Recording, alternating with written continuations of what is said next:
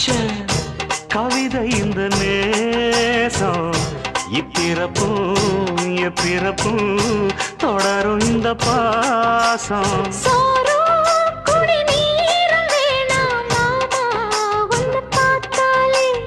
ஆறும் பசியாரும் தானாச மொழி கேட்டாலே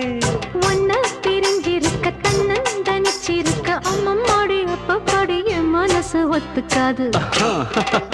செந்தூர பாண்டிக்கு ஒரு சோடி கிளி கூ